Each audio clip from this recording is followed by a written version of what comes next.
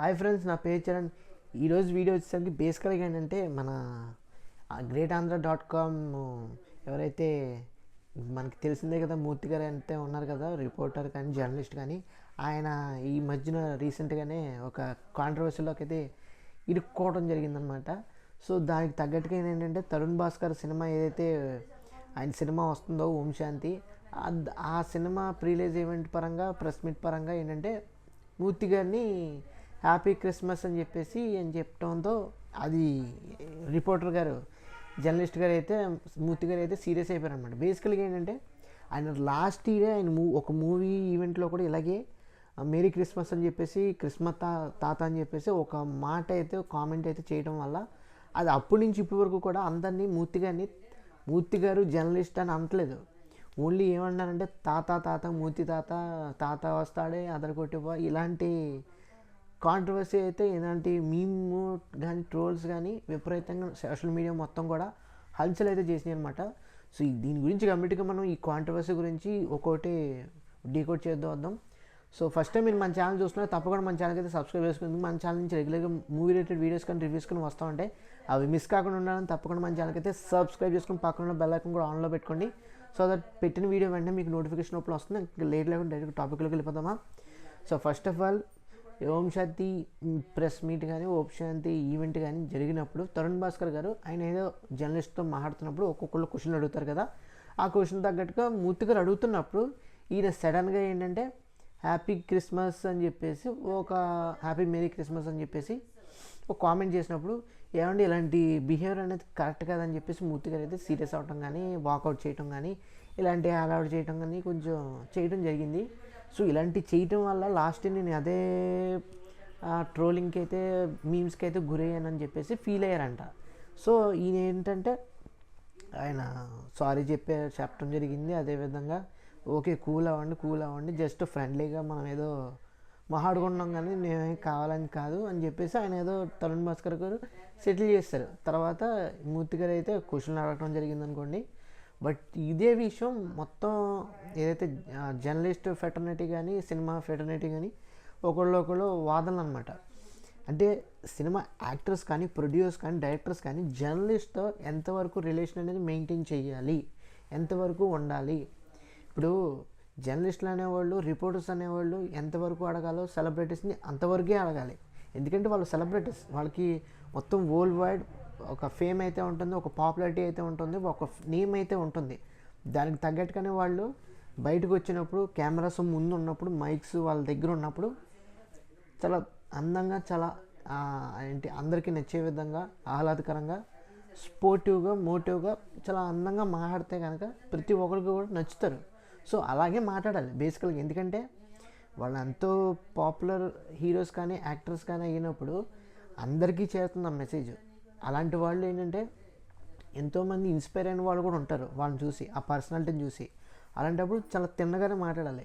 వాళ్ళు అలాగే మాట్లాడుకుంటూ వస్తారు. బట్ ఈ రిపోర్టర్స్ కానీ జర్నలిస్ట్ కానీ ఏమైపోయారంటే ఒకప్పుడు అయితే ట్రూ జర్నలిజం అనేది ఉండేది.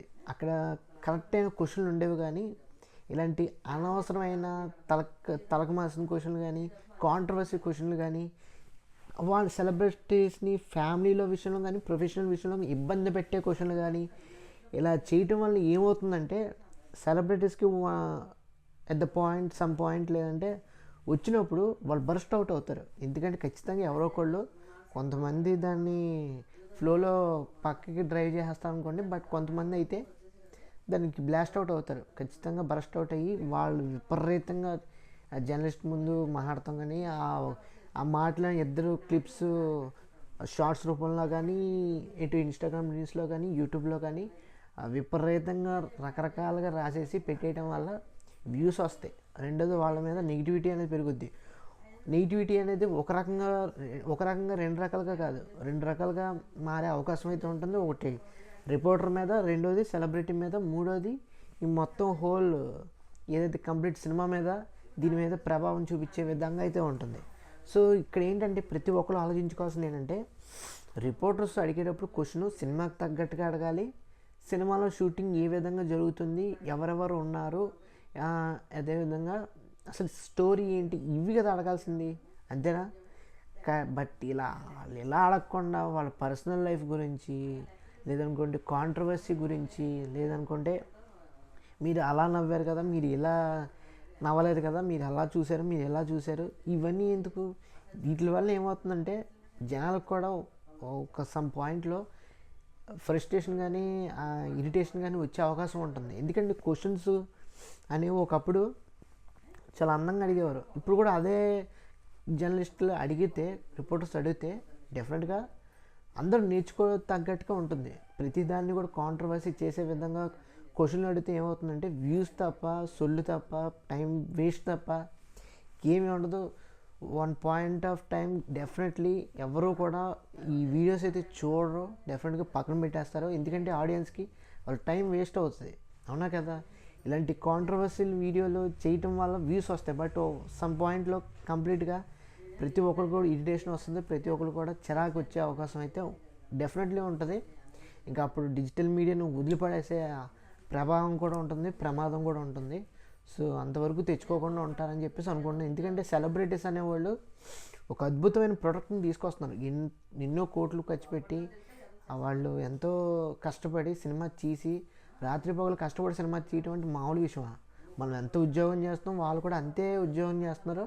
బట్ వాళ్ళు ఇంటూ 2 times వర్క్ చేస్తారు. ఎందుకంటే వాళ్ళ షెడ్యూల్స్ అనేవి మిడ్ నైట్ అయినా తెల్లవారుజామున అయినా సరే చేయాల్సిన అవసరం అయితే ఉంటుంది. ఇన్ఫ్యాక్ట్ నిజం చెప్పాలంటే వాళ్ళకి షెడ్యూల్ ఏదైతే మార్నింగ్ 7 కానీ 8 కానీ ఉంటే వాళ్ళు 4కో 5కో లేచి రెడీ అయ్యి వెంటనే అక్కడికి వెళ్ళిపోవాలి. ఎందుకంటే సన్ రైజ్ షూటింగ్ ఏదైనా ఉంటే అలాగా ప్లాన్ చేసుకున్నట్లయితే వీళ్ళు తొందరగా రెడీ అయ్యి వెళ్ళిపోవాలి కదా షూటింగ్ స్పాట్కి. సో ఇవన్నీ కూడా ఉంటాయి, ఫ్యాక్టర్స్ ఇవన్నీ కూడా ఉంటాయి. సో డెఫినెట్గా ప్రతి ఒక్కరు కూడా వాళ్ళని సపోర్ట్ చేయాలి, కానీ క్రిటిసైజ్ చేసే విధంగా, ఇబ్బంది పెట్టే విధంగా ఉండకూడదు. సెలబ్రిటీస్ వర్క్ సెలబ్రిటీస్దే, జర్నలిస్ట్ వర్క్ జర్నలిస్టులదే. సో ఎవరి పని వాళ్ళు సినిమా గురించి కాన్సన్ట్రేటెడ్గా చేసి ప్రజలకి సినిమాకి తగ్గట్టుగా అవేర్నెస్ కానీ, నాలెడ్జ్ని కానీ ఇవన్నీ కూడా ఇవ్వగలిగితే డెఫినెట్గా సినిమా ఇండస్ట్రీ కానీ, ఎంటర్టైన్మెంట్ ఇండస్ట్రీ కానీ 10 కాలాల పాటు చల్లగా ముందుకు సాగుతూనే ఉంటుంది. సో ప్రతి ఒక్కరు అర్థం చేసుకోవాల్సింది ఏంటంటే ఇదే, అంతకుమించి ఇంక చెప్పేది ఏమీ లేదు. సో ఫ్రెండ్స్, ఇది ఓవరాల్గా జర్నలిస్టుల గురించి, సినిమా వాళ్ళ గురించి. బట్ ఓవరాల్గా ఏంటంటే తరుణ్ భాస్కర్ అయితే ఆయన సారీ చెప్పడం జరిగింది, క్లియర్ అవుట్ చేసడం జరిగింది. మూర్తి గారు కూడా కొంచెం సీరియస్ అయ్యారు. సీరియస్ అవ్వడం అనేది ఎంతవరకు కరెక్ట్ అనేది నాకైతే తెలియదు. ఎందుకంటే క్వశ్చన్లు అడగటమే తప్పు, మరి దానికి సీరియస్ అవ్వటం, అహంకారం, అదే ఆత్మాభిమానం ఇలాంటివి అన్నీ ఉంటాం, ఇవన్నీ ఎంతవరకు వస్తాయని మాకేం తెలియదు. బట్ మూర్తి గారు కాంట్రవర్సీ లేకుండా క్వశ్చన్లు అడిగితే పర్వాలేదు, స్టోరీ తెలుసుకోకుండా ఉండటం కోసం సరైన క్వశ్చన్లు అడిగితే పర్వాలేదు. క్వశ్చన్లు అంటే సినిమాలో ఉన్న కంటెంట్ బయటికి రప్పించే విధంగా క్వశ్చన్లు అడిగి అడిగితంలోనే ఏమవుతుందంటే వాళ్ళు డైరెక్టర్స్ కానీ, ప్రొడ్యూసర్స్ కానీ స్టోరీ చెప్పేసే అవకాశం ఉంటుంది ఎక్కడో చోట. సో ఇలాంటివి కూడా మ్యానిపులేట్ చేయడం కానీ, ఇలాంటివి కూడా కన్ఫ్యూజ్ చేయడం అనేది మానేసుకోవాలి. జర్నలిస్టులు ఏంటంటే సినిమాని కాపాడుకోవాలి కానీ నాశనం చేయకూడదు. కాంట్రవర్సీ కోసం, వ్యూస్ కోసం, జనాలు దీని మీదే ఫోకస్ చేయడం కోసం వాళ్ళ పనులు వదిలేసుకొని ఇలాంటి పనులు చేయడం వల్ల ఎవరికీ ఉపయోగం లేదు. సో అలాంటప్పుడు జర్నలిజం వదిలేయటం బెస్ట్, రిపోర్టిజం వదిలేయటం బెస్ట్, అంతమించి ఇంక చెప్పేది ఏం లేదు. సో అది ఓవరాల్గా. ఎందుకంటే ప్రతి ఒక్కరి జీవితం అనేది ఒక యూనిటీ కానీ, ఒక యూనిక్ వేలో ఉండటం కానీ, ఒక స్టైల్ ఉంటుంది. ఆ స్టైల్ని మనం ప్యాషనేట్గా, వర్క్ అంటే వర్క్, సిన్సియారిటీ అంటే సిన్సియారిటీ, హానెస్టీ అంటే హానెస్టీ, ఈ విధంగా ఈ ప్యాటర్న్లో ప్రతి ఒక్కరు ముందుకెళ్తే అటు జర్నలిజం అనేది 10 కాలాల పాటు ఉంటుంది. ఆ జర్నలిజంలో మనకి యూత్కి చాలా మట్టుకి నిజాలు తెలుసుకునే అవకాశం ఉంటుంది, నిజాలు మాట్లాడే అవకాశం ఉంటుంది. చాలా బాగా ప్రతిదీ కూడా నేర్చుకుంటారు, నాలెడ్జ్ఫుల్ పీపుల్ అవుతారు. సో దట్ వాళ్ళు ఉద్యోగ రంగంలో కానీ, వ్యాపార రంగంలో కానీ చాలా అద్భుతంగా ఉన్నత స్థాయికి అయితే ఎదుగుతారు.